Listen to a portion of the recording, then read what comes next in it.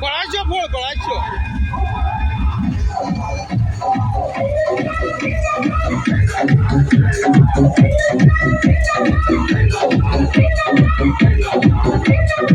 शीर के बहा दो लहू दुश्मन के सीने का, यही तो अंदाज है हिंदुओं के जीने का।